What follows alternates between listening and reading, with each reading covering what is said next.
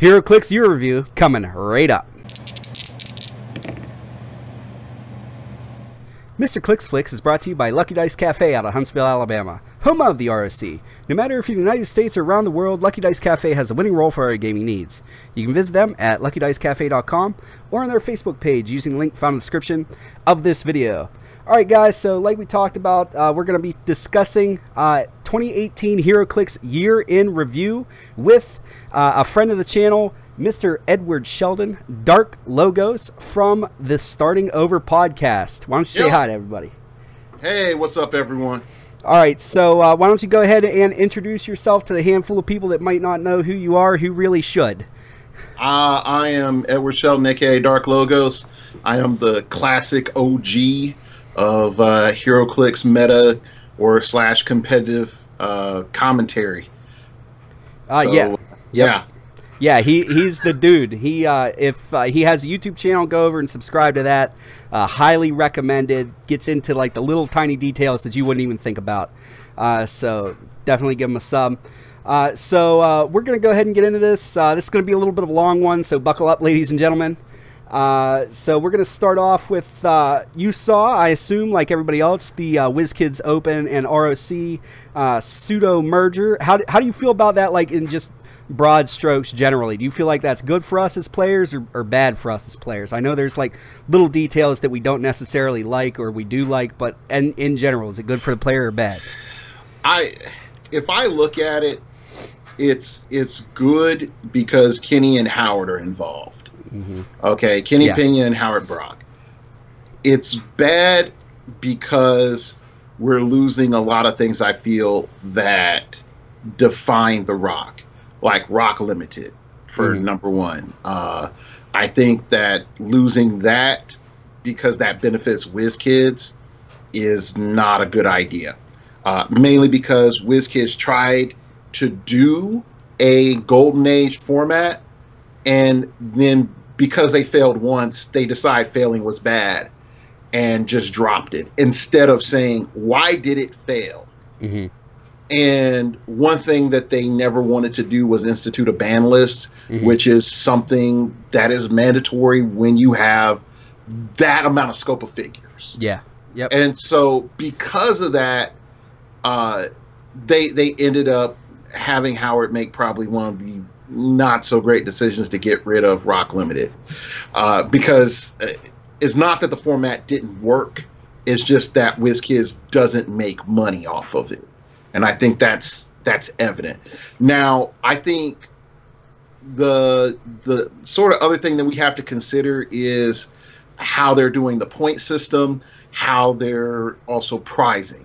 Now the fact that there is no like money swag at the end of the year at Rocktober, that hurts. But if they're able to come back and say like first, through 32nd get prized out super hard, here's all the IDs from last year, here's all the winnable and buyable con exclusives, here is a Chase Prime set for 1 through 4, here's a factory set and a brick for first and second.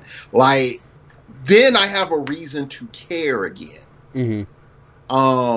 Until that's sort of laid out, I'm sort of like, okay, why Rocktober? And unless it's just I can't afford to go to US Nats and I want to go to Worlds and I want to get my buy into Worlds, and then it's like, okay, I can get that.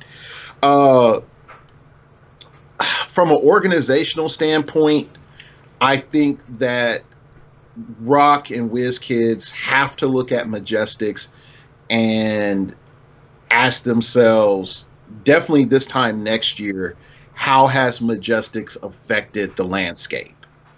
Because Majestics is moving east, and that's a huge issue for Rock, because now there is a direct competition again. So WizKids buying Rock, they were like, okay, maybe we have somebody that is going, we're going to get rid of our competition to our WKOs. Okay, and if we absorb them, then we can work with the Rock a lot more directly, which they should have done from the beginning, and then coordinated everything so that it's this nice, smooth, you know, 11 months out of the year competition. Okay. Mm-hmm. But now with Majestics being the way it is, Majestics has a chance of more so eating the Rock's lunch than WizKid's lunch, because all those people that liked playing with their Golden Age figures, they're going to go to Majestics. And now Majestics, on the other hand, has the same problem that the Rock had, is, are you just going to be the West Coast Championship because of how inconvenient it is for East Coast fleet people and some Midwest people to get out to where he's at per cost, which was the same argument that the West Coast players had about going to Rock. Mm-hmm. So now, you know, that argument is now thrown in Pat's lap. If Pat gets big, which he has the full potential to do, and I'm not going to hate on him, I hope he does, he now has to deal with the main question that was thrown out from his players, from, you know, the people in the Midwest and East Coast. Is like, when are you going to move somewhere in the Central or more convenient so that more people can go to?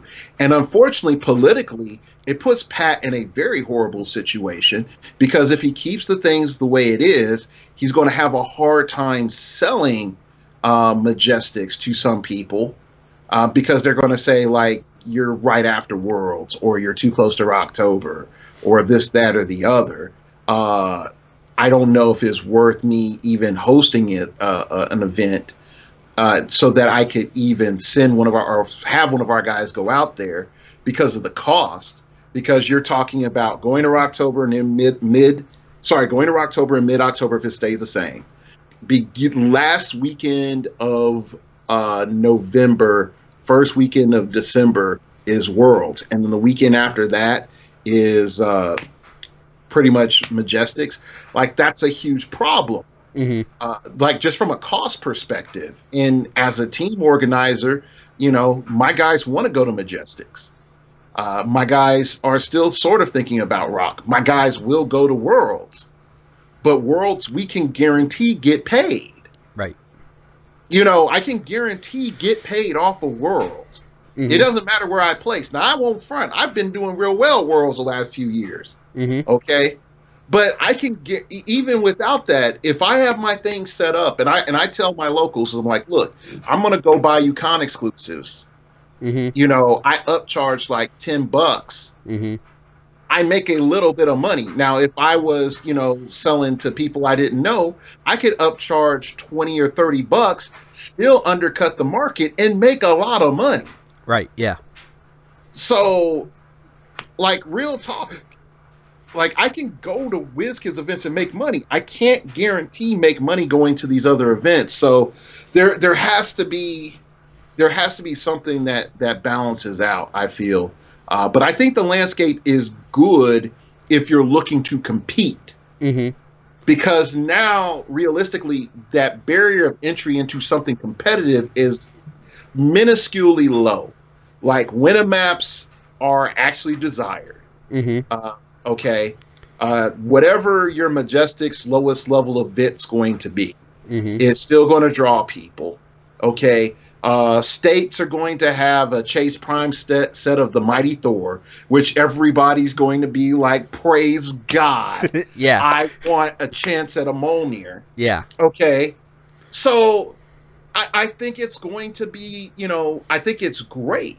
But again, we have to be realistic about these turnouts. If I compete, and I consider myself a heavy competitor, mm-hmm. I went to at least 10 tournaments last year. Mm-hmm. Minimum 10 tournaments. Okay. And because of that, I doubt as many average players are going to go as many events as I did. Mm-hmm.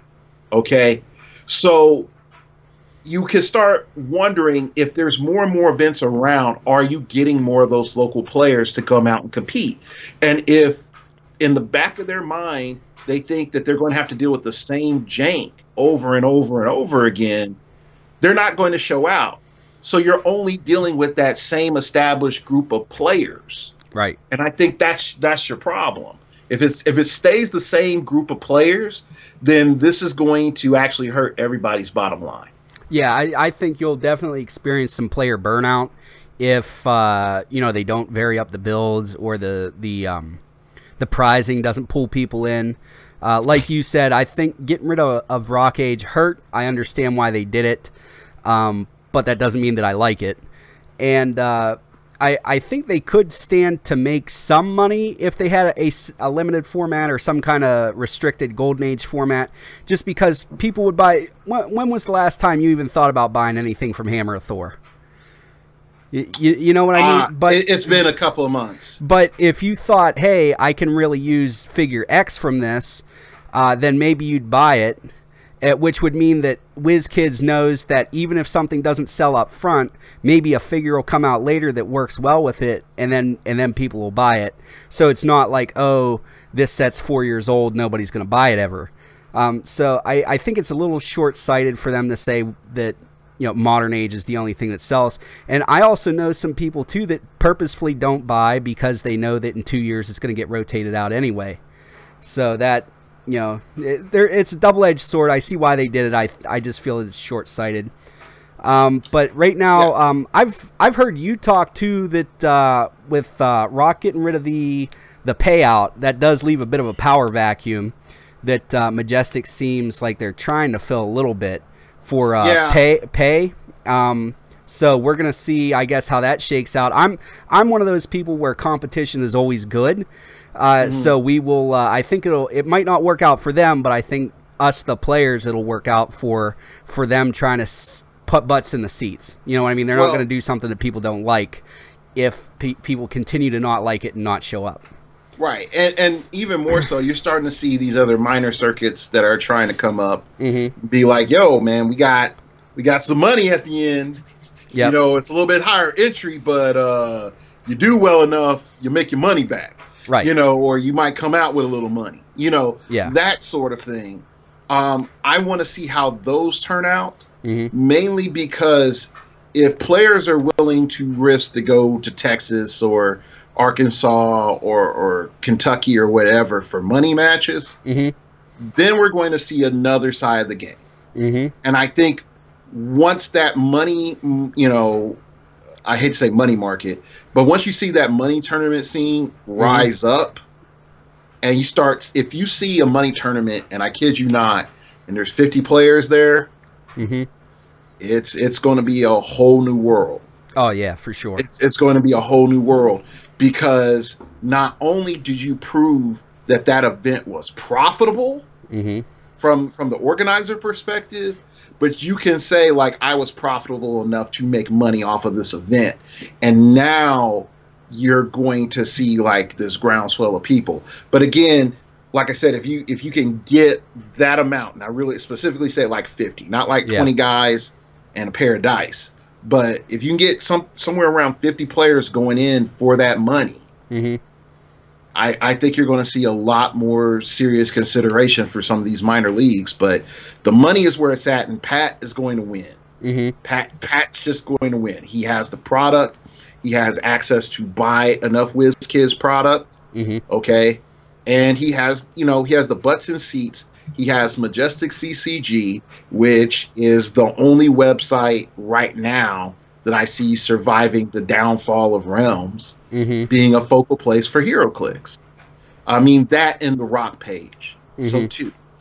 So right there, I mean, he is poised in the best position to challenge the Rock and to challenge WizKids. Yep. Yeah, I agree. All right, so I guess we'll move on. What was your biggest Heroclix surprise of 2018? Like, what was your team you didn't expect, or figure that caught on that you weren't thinking about, or maybe even a player? Oh, see, you said player. Now that changes things. Well, it doesn't have to be a player. It can be a Heroclix. I was just throwing that idea. Yeah, because I was like, Heroclix, I'm like, I was prepared for that. Yeah. For Heroclix, I think, for me, and I know this is going to sound really weird, Maestro. From not Hammer Thor, from the Battle World set. Yeah. Having played with him at Worlds and played against him, I've seen enough people rally with him as a figure. and he's able to deliver a lot of utility. More than just I go in there and I smash people. The fact that he has improved movement, ignores hindering in elevation, and his charge allows him to Kool-Aid Man. He pretty much can get to wherever he wants to go, and that makes him a threat. I think that makes him a huge threat in this game. I think probably if I was to throw out there a second figure, I thought was probably like one of the is being slept on is Zatanna. Yep. Batman animated series. Yeah. And the main reason Zatanna is being slept on is there really isn't that much in Justice League right now that can challenge standard play. But once I feel that some of the gears get rolling, and people realize that at 75 points or at 50 points, she's grossly undercosted for what she does, I feel like then there's going to be this change, whether it's on Justice League team or a Mystical team. I feel like Zatanna is waiting to be broken, but I don't think we're going to see that, unfortunately, until probably after US Nats. I think going into US Nats, everybody's going to deal with the shakeup of retirement, and then they're going to ask some questions. And then after that happens, then people are going to start looking for unique ideas going into states that could destabilize the meta. And I think Justice League potentially could be one of those keywords that can do it. Mystical has always been stable, but I think Justice League is something that it needs one more piece. I don't know exactly what it is, but it needs that one more piece to sort of bring everything together. So, because it has functionally almost everything. Yeah. Justice League is really a good keyword. Like you said, it's missing something. I don't know if it's like a power guy or like just somebody that does something unique that's overpowered. Like Zatanna is really good, but she's only a support figure. Like there's not like a, hey, this is your main dude, go use them. Or at least I don't feel there is. You might know something I don't. I like Starro Superman. Yeah. I love him. Like at full. Yeah. Like, oh, I charge flurry, or I charge and go through walls, and I hit you for stupid amounts of damage. Like I like it, but it's not enough to carry a team now. Right. Yeah. So the question comes in is like, how do you build Justice League? Avengers had that prototype of, Hawkeye and friends. Yeah. After rotation, it'll be starter Hulk and friends. Yeah. So what is that archetype for the team? And until you establish that, you can't make any variations. Yeah. So I think that's the challenge for Justice League. But if someone figures out like, hey, you use Chase Wonder Woman from, Harley Quinn, and you add in Zatanna and a bunch of super friends, then Bob's your uncle or something like that. I don't know. Right. Yeah. Okay. Yeah.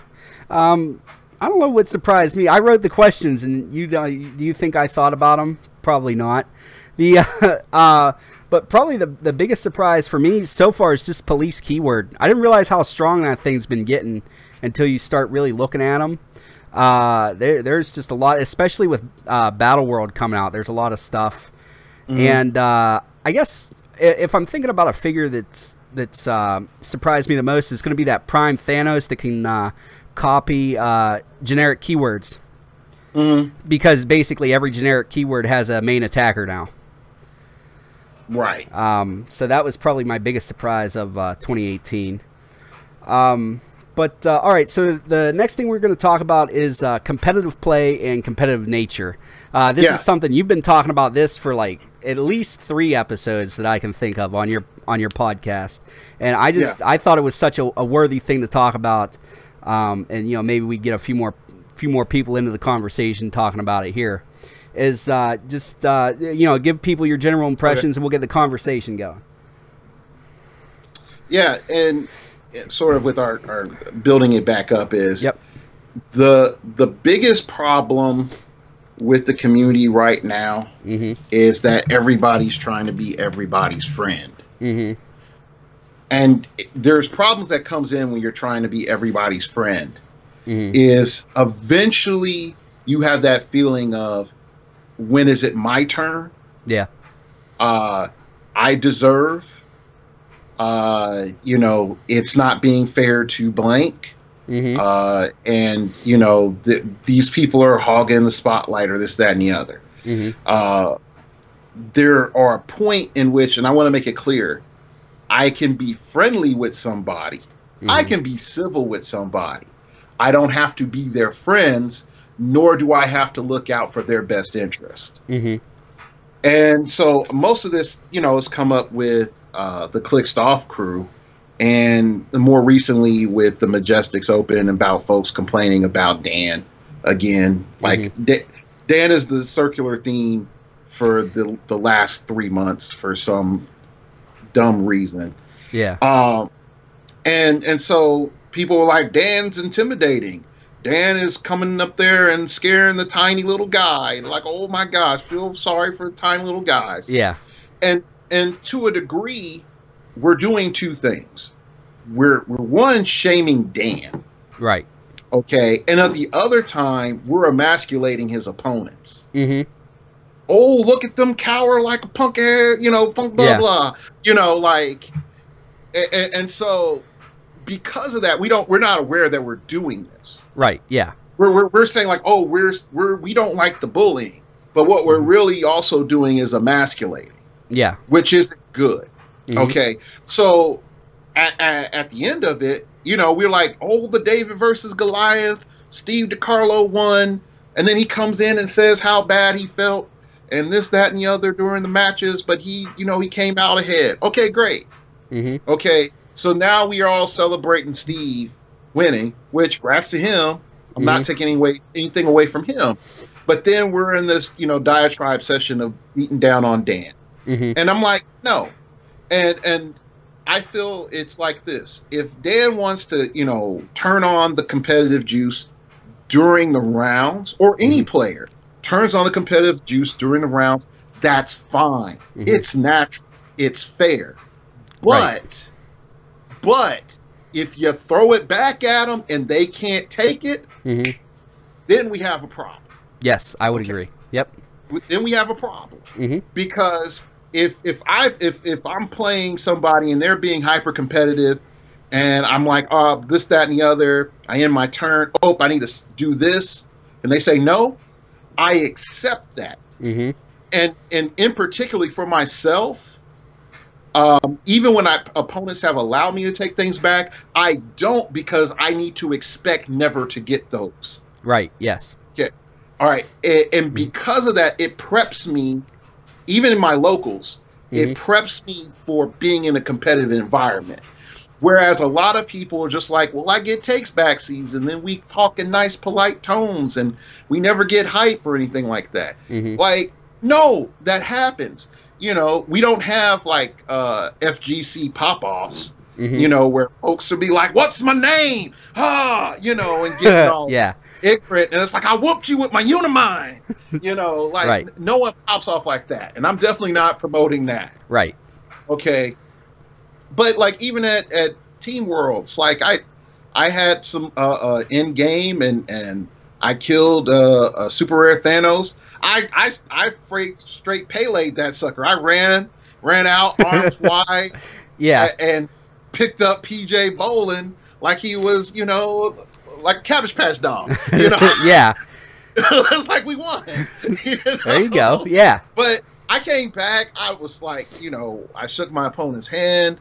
You know, this, that, you know, and this, that, and the other, and you know, told him how great a game it was. But I had that cathartic moment. So as long as we understand, like, cool, if I'm on this map and we're playing this game, I'm going to use whatever tricks that's, you know, I can, that's not illegal, and we're going to play, you know, and then, you know, the best man wins. Great.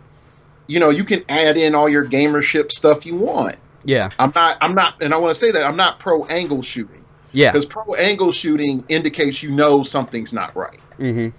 Okay. I'm not promoting angle shooting. I think angle shooting is bad. But if you're like, hey, you want to do the gamership? Fine.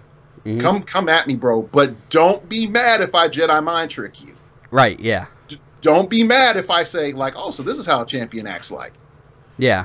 You know, like, oh, and then you're going to pop up. Oh, no. It's like, don't do that. Don't try to be a hero and then be a villain in the game. Right. You know, like, whatever it is. And I'm not pointing fingers on anybody. But I'm saying whoever you are, just stay consistent. Right. If you stay consistent, great. If you want to be, you know, a persona, let everybody know you have your persona and then base it off of that.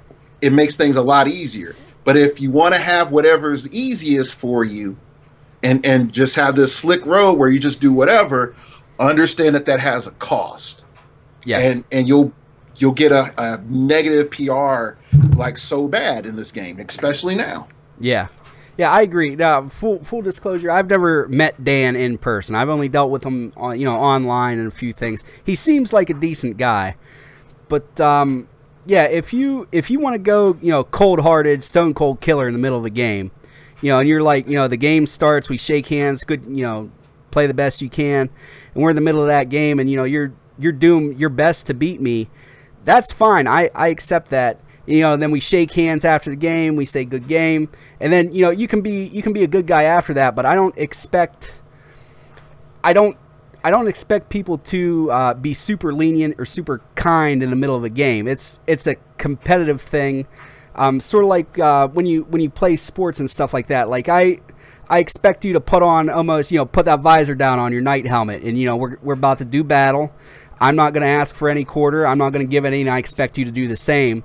And if we're playing like at a high level event like Worlds or Nationals or something like that, I feel like we're at that level where that can happen, and we can do it in a way where nobody has necessarily hurt feelings. Like if you want to talk trash in the middle of a game, and we play the game, that's fine. We shake hands, good game, and then maybe we talk, have a drink after the game or something like that. You turned it off, like we were talking about in the pre-show. You turn it on for the game, you turn it off when the game is not on. But I think Heroclix players in general haven't dealt with that type of thing before. Like if me and you were best friends and we grew up together and we're on a field together playing football or whatever.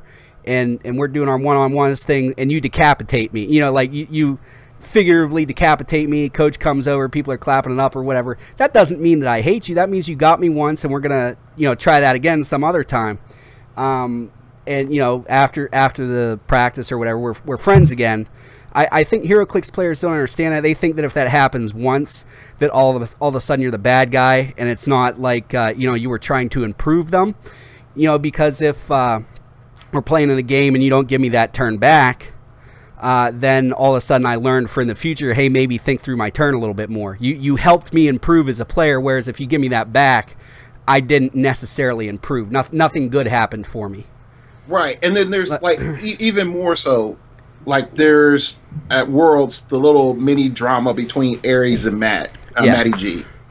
It's fun. Yeah, it was all in fun. If anybody was like, this is serious beef and these two guys are going at it, I was like, number one, have you ever looked at Aries Edge content? Yeah. Like he didn't even go at Matt as hard as I've seen him go in on some of his live streams. Right, yeah. Okay. So I look at that, all right, once they told me like, hey, this is for fun, I'm like, oh, okay, cool, this is entertainment. Right, okay. Yeah. If someone was like, oh my gosh, Aries and Matt hate each other, grudge match, this happening. They, Phoenix Nest and Pusheen hate each other. It's like, no. Right. No, like this is nothing. Like this is a joke. Yeah. As long as it's on that stage, if everybody's in on the joke, then fine. Right. It's when you try to make the joke like super secret and try to summon real drama. When you try to summon real drama, that bites you. Right, yeah. Because this community is zero drama land. Right. And if cause drama, the community does its best to first try to correct you, then isolate you, then eject you. Yes. I would say that's correct. Yeah. Yeah. But, that's just the competitive play and competitive nature of Heroclix. I don't know. I thought it was really interesting listening to you talk about on your podcast for the last little bit, and just sort of you know, like the almost like the Eastern code of you know, doing your best to not dishonor yourself or your opponent in the middle of a game, holding them to certain expectations, and holding yourself to certain expectations. And yeah, I don't know, just interesting. You got anything else to say about it? Yeah. Now you bring about expectations, Yeah. and I think the problem comes in is that there are two really bad expectations that an average player has.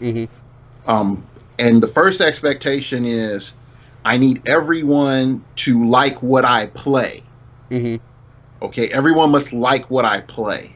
And on the other end is, I have to give a person a fair chance. I always have to be playing at a disadvantage. Okay, so if we sort of tackle it like, and this is something that I've had to go through with my own guys locally. So I have burned down my venue, and I mean by burned down of like taking it down to like 2 to 3 people. Yeah. At least 4 times. Yeah. With the competition between me and another guy. Okay. Okay, at least 4 times. You would have thought I would have learned after the second time. Yeah. No. 3 and 4 happened. 3 and 4 really happened. Yeah. And so what I learned in that period of time was, okay, if I go and I play something, do I need to play something hardcore every day for my locals? Every time we go out? No. If I want something, yes. If I'm testing something, then I need to be serious and do that. But I also need to let everybody else know that I'm sort of coming at that level. Yeah. So we have a little messenger group, and so whenever I'm like, I'm getting serious, I'll start sending up memes and emojis on what I'm playing, and if they don't decrypt it, that's on them. But they know if I start memeing and I start putting, you know, these little animated GIFs up there, I start writing like weird stuff from a comic book, you better be aware, Darklogos is coming hard that week. He's coming hard that week. You know, so sometimes my guys get behind it. Sometimes they don't like it. But at the end of the day, it's not my job to regulate their emotions. Right. Okay. So there's that. At the other end, I also had to stop myself from being like, well, you know, I'm this big bad competitive guy, and these guys sort of suck.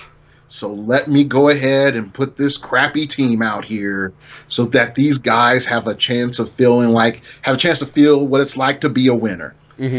No, because one, you breed weakness, you'll perpetuate weakness. That's number one. That's in yourself, and then that's with other people. Number two is when you start dealing with your opponent as a less than type person, they're never going to cultivate you to be, they're never going to be useful to cultivate you to become a better player. Right. Okay. I invest in my locals like I invest in my team.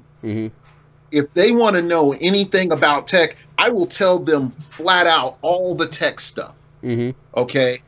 Because I want them to hit me with the sideways version of tech. Because if they hit me with some sideways version of the tech, then I'll be like, oh, here's a cool adaptation, or here's another thing. I've had teammates run meta builds against, I've had locals run meta builds against me so that I can get ready for events. And I was prepared because of my practice with my local guys.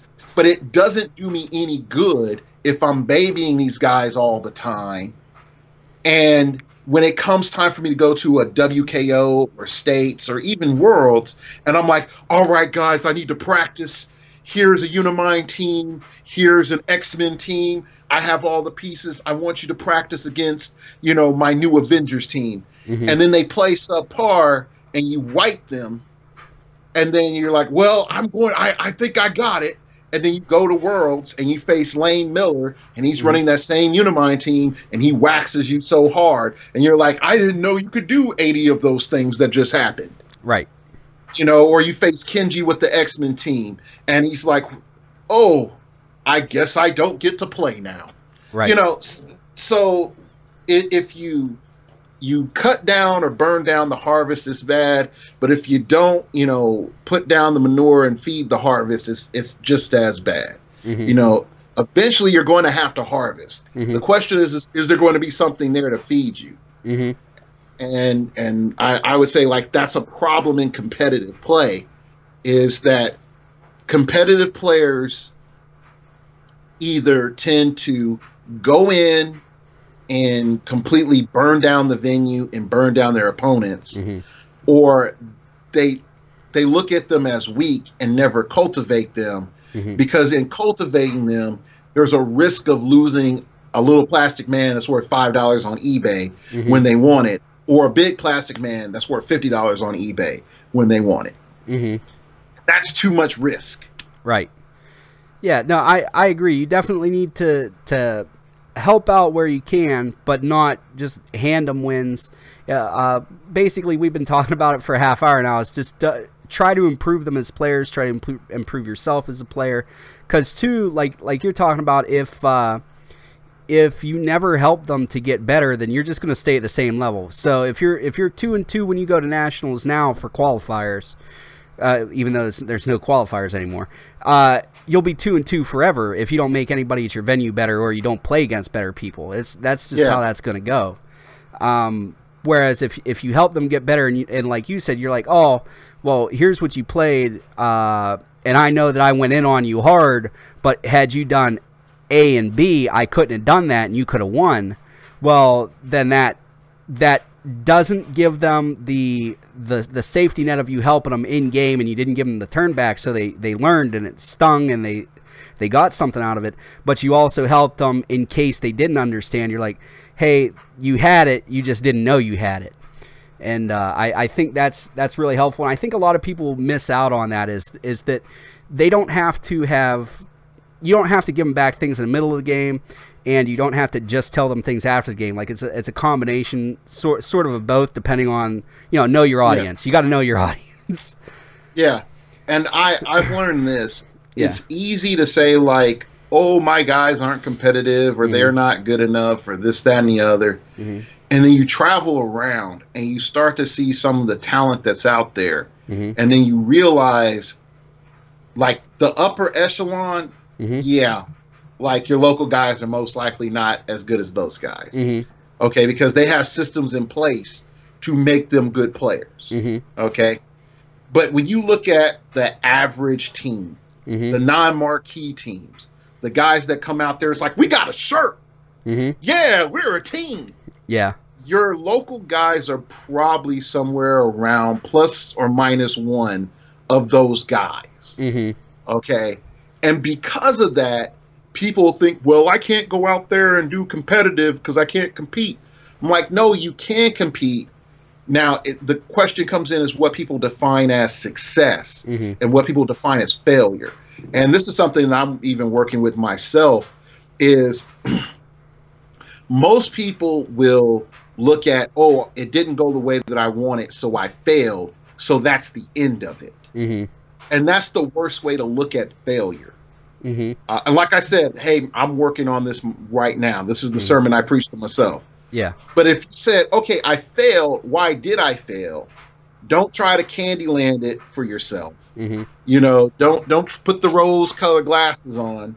Look honestly, like, why did I fail?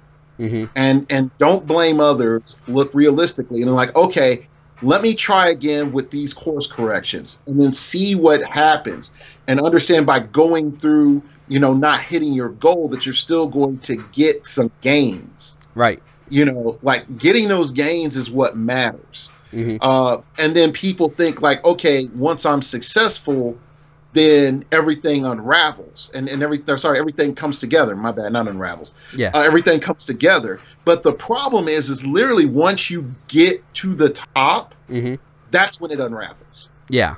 Okay. Because now the motivation and the drive, all of a sudden, for most people, is gone.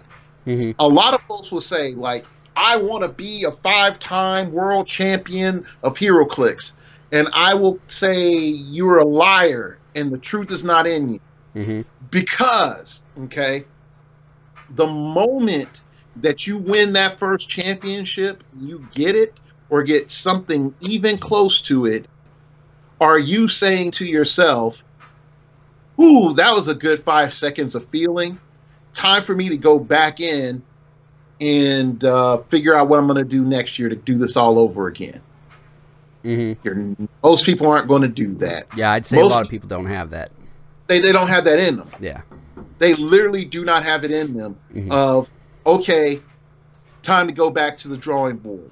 Time to go back and do exercises. Time to go back and do this, that, and the other thing. You know, I got to talk to my practice partners, get in that dojo. Ooh, it's nice to look at that non-existent trophy that I got. Oh, great. You can make a trophy for yourself or a plaque or whatever else. Yeah. Okay. But guess what? In the end, after you get that 5 seconds of dopamine and it comes down, what are you motivated to keep doing? And some folks be like, I just want to be acknowledged. Become a YouTuber, get a decent scene. You don't got to win jack. And folks will acknowledge you all day. And the moment I told somebody that, they're like, that's a good idea. And then all your drive to get that win is gone. And it proves right there that most people don't want to be successful. They like the idea of success. They like the idea of winning, not because of the winning, but because all the stuff that comes around the winning. Yeah. And trust me, it's way easier to get all the stuff that comes around the winning than going out there and winning. Yeah, well, I think it comes down to that, you know, people don't like doing the extracurriculars for winning. You know, everybody wants to win. Does everybody want to spend, 4 hours a night, 3 days a week practicing a team for, months on end to get ready for a big event? I think the answer is no. You know, it's easy to say you want to win. It's not easy to stay up and do that stuff. Go on go on Discord, whenever you get a free minute. Challenge somebody to game, play your game, learn something about it. Maybe, call up you or Dan or somebody that you think might be able to help you and talk to them for an hour. A lot of people it's a big time commitment to something like that. And a lot of people just, when they get down to brass tacks, the answer is no, they don't want to spend that amount of time. And when you don't want to spend that amount of time, then the answer truthfully is no, you don't want to win either. Yeah. And even more simply, when you listen to any of our shows, do you try to see if we're right? Right. Yeah. Like, I'll say it like this. All right. I remember when retirement happened, how many people said Hawkeye and Green Arrow were out of the game. Yeah. I remember that distinctly. And I said on my show, Hawkeye and Green Arrow are not out of the game. People don't want to pay their cost until there is a threat that requires you to play it. So what happened? The moment Hawkeye and Green Arrow got out of the game from the ID cards, people were like, it's time to unleash 15 colossal retaliators upon the world. Yeah. And then the moment that happened, the freaking Hawkeye symbol went up.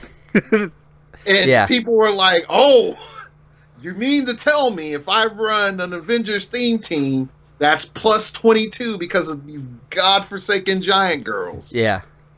I can just kill you? I think I'm going to do that. Right. And look what happened. We had the shift towards Unimind and the shift towards Goblin King. And look who lights them up. Green Arrow. Yep. So in the Gotham City build with the Pulsewave Penguins and all this other cool stuff. So I would tell you, just test us, because I'm going to admit I've been wrong a lot. Oh yeah, I'm wrong all the time. Like, I love when people are in a video, they're like, "You're wrong because X, Y, and Z." I'm like, okay, I'd rather have you tell me than find out in the middle of a finals match. Yeah. Like, it's like, oh, I'm playing to get this factory set. Oh, yeah. I guess this doesn't work the way that I want it. And then also sometimes people forget, like, rulings, or some things haven't, or aren't in place. I remember I was talking to some guy, I think it was like Alpha Strike channel. And I think this was like almost a year or 2 years ago. I forgot. This is before Mjolnir came out. And he was saying, like, Mistress Death, she's so good, this, that, blah, blah, blah. And I had some exchanges with him on his channel. We went back and forth on it. And I went on my channel and I was just like, yo, don't play Mistress Death. Yeah. This is not good.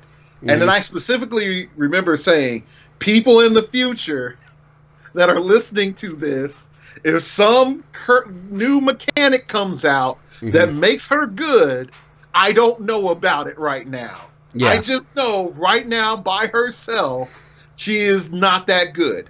Lo and behold, Mjolnir comes out, she's good. Yep. You know, Exospecs are out, she's good. Yeah. But at the time, she's not. So, you know, even when you go back and you listen to us and you know, you test us, you're like, did the scape of the game change? Because rulings come in and ruin everybody's day. Oh, yeah. You know, so I remember when I was thinking 300 points World's Finest was going to be the most broken figure ever, only to find out that they weren't allowed to split and merge. And I was like, oh, y'all just ripped my soul out. What the heck? Yeah. I had plans for this. I was going to win some tournaments. Yeah. I was going to win some tournaments. It always hurts. I think probably the ruling that hurt me the most was when they said call-ins for Beta Ray Bill could hit Beta Ray Bill if they. Oh yeah, that one hurt that hurt on the inside. Like I kind of knew it was coming, but it still hurt. Ah man. All right, so we covered that subject. I guess we'll move right along. What figure do you think is most likely to make an impact in 2019? Like, what's the one you think is gonna pop and make it to that next level? Give some people some problems. The two that I think that everybody's gonna already been talking about is Sheriff Steve. Sorry, not Sheriff Steve. Sheriff Strange. Sheriff Strange, in my opinion, is a strong check. He is not a counter to ID cards. He changes the tempo of the game with IDs, which is necessary. Yep. Okay. Should there be somebody that's just like, nope, you can't call in IDs? No, I don't think there should be a character like that. I do think there may be a character that should exist that says, hey, you call in IDs, this character has -1 stats. If you didn't begin the game, you know, on this board, you're -1 stats. So you start jacking with, you know, shifting focus and you know, our AE for Golden Age and ID characters. Now you're like, oh, there's a reason to play that character. Okay, so I think that Sheriff Strange, he has enough control in anti-tech in his toolkit at both 50 and 100 for people to look at him, build teams around him, and utilize him. So we're going to see him a lot. I think another figure that, until he retires, that we're just going to keep seeing is Penguin. Yeah, Paul Penguin. Paul Penguin is proving that he's just too useful. There's too many things that he's proficient at, and that most people cannot handle him. Yeah, he's deceptively good. Yeah, like there's too many advantages that Paul Penguin can do, and because he's going to retire before Nats, I don't think he's going to get another chance on a big tournament stage to prove that he's good. So yeah, Penguins. I think Penguin is the biggest thing, at least until retirement. So you have almost half a year where he still is a force. It's easy to say Green Arrow once you follow up from Penguin, but my problem with Green Arrow is, unfortunately, Exospecs makes Green Arrow's reality uncertain, and I'll unpack it for a little bit. The main reason Green Arrow's reality is uncertain is, how are people playing with specs? Are we still seeing tip poles? Are we still seeing a bunch of chunky people? Or is just like the specs offering Pulse Wave, you know, makes people not want to play, you know, big pieces? Okay. And then another element that comes in is, do you put specs on Green Arrow or not on Green Arrow? And those problems, I think we have to figure out as a community. I don't have the answer to it. Realistically, I don't have the answer to that. I think the questions that we're going to ask in the testing that we're going to do is going to reveal a lot of interesting things. In particular, I know everyone was saying like, "Oh, look, I put specs on Green Arrow, and he takes a shot where I can get him a running shot or sidestep now, and then that turn 2, I'm going to have him hypersonic speed." Yeah. Okay. Or I can have him charge or whatever else. Well, let's ask ourselves what we were doing with Green Arrow previously. We were shooting with that 1 turn, trying to put leadership on it to try to take a token off. And if we couldn't take a token off, we were using him as an ID battery. The moment that we add in specs, him as an ID battery reality is gone. Correct. How does that change the tempo of your game now? How's that change the damage distribution of your team? And that's a really big question. And I don't think a lot of people are thinking about that, definitely when it comes to Green Arrow. But is he going to be around? Yes, because folks are going to clone the world's finals teams and the Rock finals teams. They're going to be cloned constantly, just like we're going to see Starro and we're going to see Wales. It's just a matter of fact. Yep. You know. Yeah. All right. Well, I guess I'll get into my ones that I think are going to pop off, and you can tell me why I'm wrong.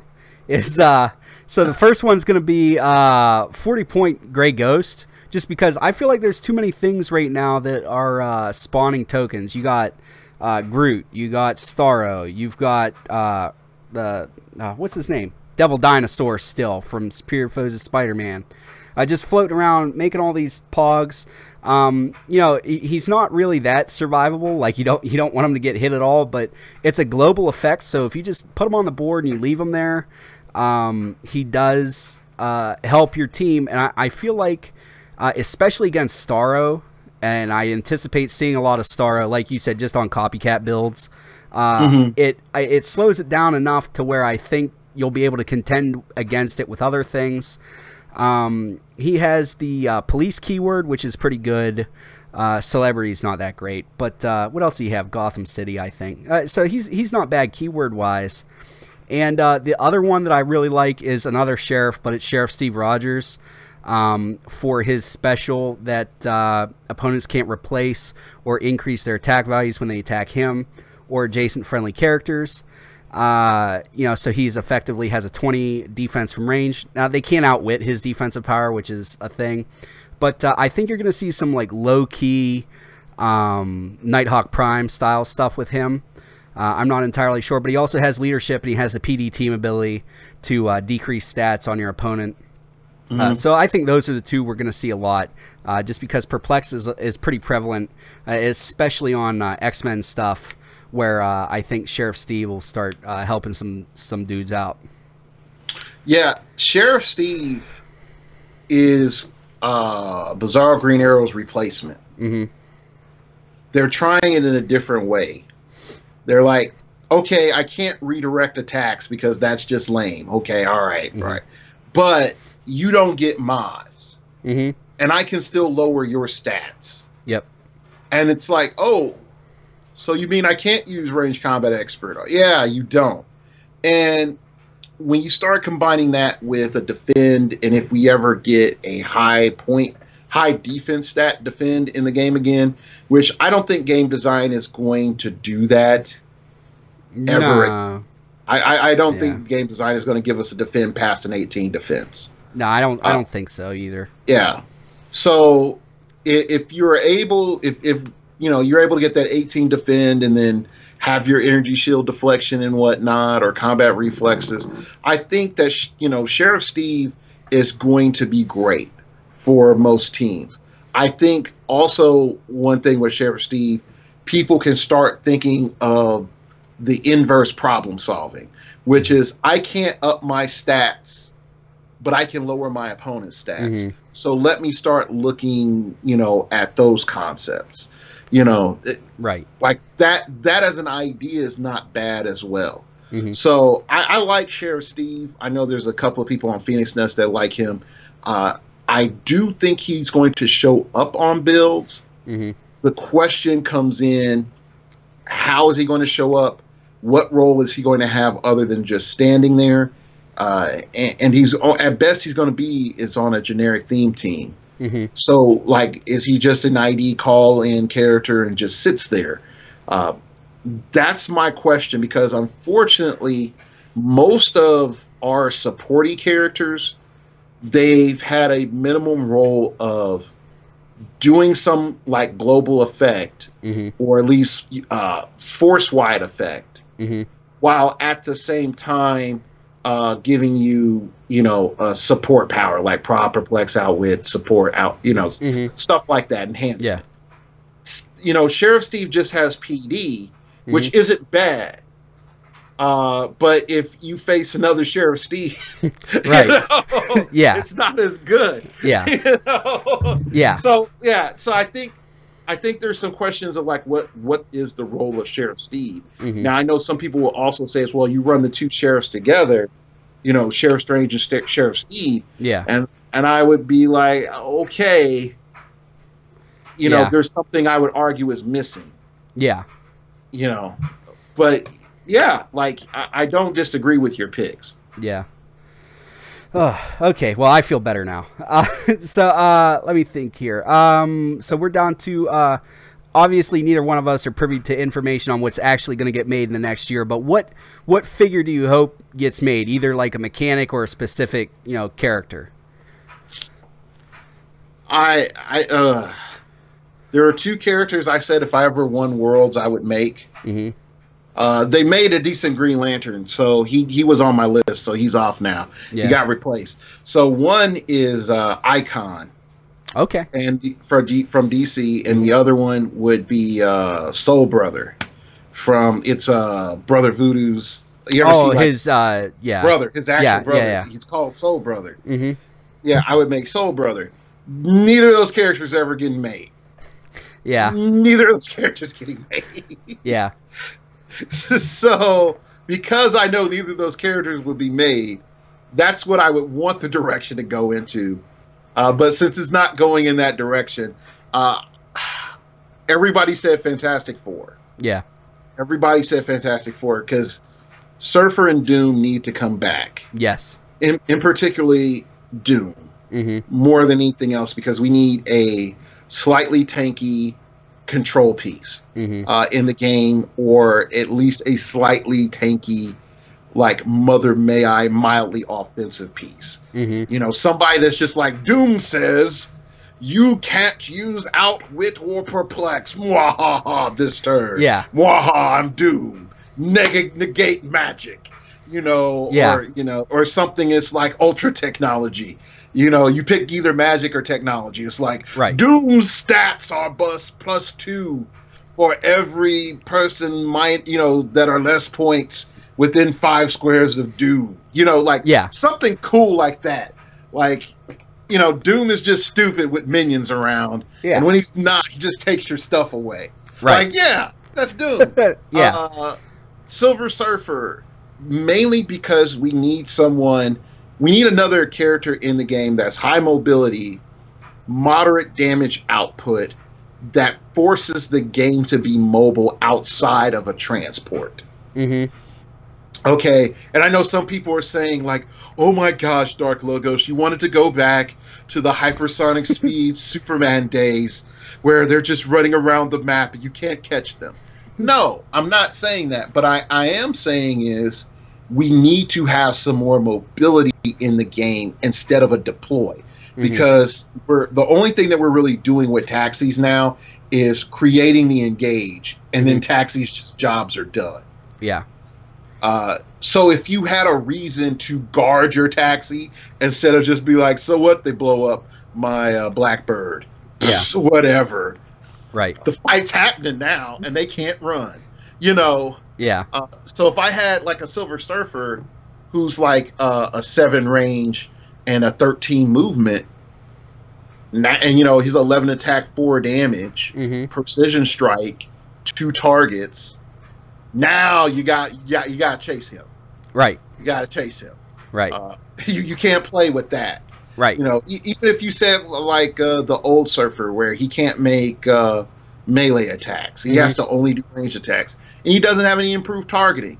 There's still holes in the system there's holes in his kit that would make other teams come up or other game elements cause him problems, like stealth or stealth combat reflexes. He can't automatically get past shape change. So shape change super senses combos become really good to deal with Surfer. He still has to deal with plasticity. So plasticity elements and your Walking Woods and all your symbiote cats are still good. But Mega Buffer, Mr. Fantastic. Yep. A Barrier Queen, Invisible Woman. Like Johnny Storm, give him like old Energy Explosion, like 3 targets. Energy Explosion does 3 damage per splash target. Everybody would buy that. Yeah. But yeah, I was gonna say pretty much literally the same thing you said, because everybody's feeling it, and I love Fantastic Four anyway, but it's gonna be Fantastic Four, Silver Surfer, and like a God King Doom. Although I think we're gonna get a God King Doom as a convention exclusive. I just feel like that's what they're gonna do to us. It's gonna be almost as good as what you talked about, I think, but it's gonna be exclusive. And I guess if I was going to describe one of the figures, it would be like a Johnny Storm, but kind of give him like a poison within 2 squares, and then a Shredder style 1 penetrating damage if he moves adjacent that turn, and then like you said, the like triple target Energy Explosion type thing would be good too. Yeah, if I could just get old Energy Explosion on Johnny Storm. Yeah, it's like I nuked all your pogs. He's like, I don't care about your minions. Yes. Give me a Franklin Richards too. Oh, like an adult one. Adult Franklin Richards. Yeah. You give me a kid Franklin Richards, make him 50 points. Yeah. But make him like Alex Wilder, except like it goes in like you pick 3, like support, prop, perplex, outwit, and you automatically have shape change and super senses. And he's 50 points, and it's like, you get to pick one I don't get to use, and it's like, or I get to pick 3. Yeah. That would be great. And he's like 3 clicks deep or 4 clicks deep. I would love that. Yeah, that'd be awesome. Yeah. But then his last click is a stop click, and it's like Dad said when things get dangerous. Yes. It's like 10 attack, 3 damage, hypersonic speed, impervious, and then it's like Franklin Richards has a range of 5. Yes. That would be great. Yes. That would be great. I love things with crazy stop clicks like that. Like who was the one that had it from Trinity War? The mystical guy. Oh, the one dude that Tim something. Oh gosh, yeah. I know what you're talking about. I hyped that figure, and he never became anything. Yeah. But that was the dude, though. That was the man. All right, we did skip one thing. It's direction you'd like to see Heroclix move in for 2019. Like, what do you want them to start doing that would make you happy and feel warm and fuzzy at night? Okay, so here we go. This is going to be a little bit complicated. That's fine. And some people are going to be like, why this? But hear me out. Okay. Number 1, get established quarterly erratas and quarterly watch list. Just automatic. Okay. Even if you say nothing's on the watch list, there's nothing that we felt that's a huge problem. Just do it. Get everybody set on these dates. We're going to have a watch list announcement. Okay. Next thing, all of the neoprene maps. If I was WizKids, the ones that you're dealing with Rock, they just come in and tell Steve, "What the heck? Get this handled." Like, make it so that the neoprene maps are good for 6 months, and then you got the paper maps coming out. Yeah. That way, it incentivizes people to get the maps, and people are getting money either way. And WizKids need to step in and say, like, look, you can continue to work with us or not. And if you don't, then, your business takes a hit either way. And WizKids could guerrilla that if they wanted to. Yeah. The next thing is I would get rid of gamer mats, find some other company. $10 to mail a map when you could flat ship for cheaper is dumb. Okay. That's just me being critical of their shipping market, not the VIG or anything like that. Mhm. Specifically, Gamer Mats, not Howard. So people were like, Edward took shots at Howard. Edward didn't take shots at Howard. Edward took shots at Gamer Mats, not Howard. Yeah. Okay. All right. Next up, flat band rock. I know you're going to hate this. Just flat band the underground rock dungeon map. Nobody likes that map. I love that map. That map sucks so bad. It does. It is so bad. Just flat ban it. Admit it was a mistake. People will complain, but you're going to have more people celebrate than complain. There are too many tactics that are abusive on that map. I would agree. Some folks will be like, but hey Edward, do you hate the hedge map? No. You want to know why? I can fly over the hedge map. I can do all sorts of stuff with the hedge map. I can't do those things. Anyway, I derailed myself. The next thing that I would establish is what was it? What are going to be our con exclusives? Mm-hmm. And then setting those up as these are phase 1 and phase 2. Mm-hmm. So if you want to get phase 1, they're going to be at Origins. And if you're going to get phase 2, they're going to be at the World Championship at PAX.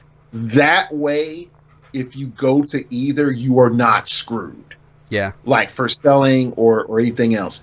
And then I want WizKids to establish the following year, you can buy all the con exclusives. Like just straight retail those suckers. Now, some folks will say, it doesn't give me an incentive to come out and compete. It does. Because if you want to win for the next 6 months or to a year, you're going to have to come out and compete. You know, you're going to have to go to rocks. You know, and it still gives an incentive for people to go to rock events. But at the same time, I know people are like, hey, I'm a casual guy. I don't want to be paying $50 for con exclusives on eBay. Cool. Where does WizKids benefit? They can say 2017 con exclusive pack, $80. Buy it today. Or they could be like 2017 con exclusive pack, $100. Buy it today. And you know what? People will do it. Yeah. People will do it. Yeah. I've thought about that for a while. It's just like, I didn't feel like a year, though. I felt like 2 years when they were going to retire anyway. And then just cycle them back through in like a Fast Forces style pack. And like you said, I had never considered about how much to charge, but like $50-$60, people pay that all day. And, you know, they have the molds sitting there. It's not like they got to come up with new designs or anything. It's just reprint. Yeah. And even so, like we have like the standard little box figures, including the buyables. That's like what, 10 figures, 12 figures? Yeah. If I told you got 12 figures, con exclusive level, for $100, yeah, that's less than $10 a figure. Yeah. Everybody would be buying those suckers. Oh yeah, they'd knock everybody down. Buying those suckers. Yeah. Hell, sign me up. I'll buy one. Right. That's prize support right there. Yep. You know, so if in particular, let's just say three out of the 4 of the, or 3 out of the 12 of those are high demand, like Lockjaw, like Power Woman, Joker. Yeah, like that's functionally cheaper than going on the secondary market. And then folks will be like, but Edward, that'll crash the secondary market. And I'm like, WizKids does not care about that secondary market as much people think they care about. They don't make no money off of that secondary market. Right. They're trying about getting their dollar. Yeah, if they cared about a secondary market, you'd have a Golden Age circuit. Right. They would have a ban list. Yeah, there would be no doubt. There would be Golden Age circuit and all kinds of other things if they cared about the secondary market. But yeah, okay, so that all sounds like good stuff. I totally agree too. I didn't have about the paper maps, but I agree. There should totally be the neoprene maps get remade as paper maps. I feel like the gamer mats ones too should 6 months or a year later there should be paper versions also. I heard there's like a some kind of story that goes along with that as to why they can't. It's all about Steve. Yeah, but all about Steve. But anyway, I digress. So yeah, I just want to see them make. One, I want to see Buy It by the Brick come back, and I want good Buy It by the Brick figures.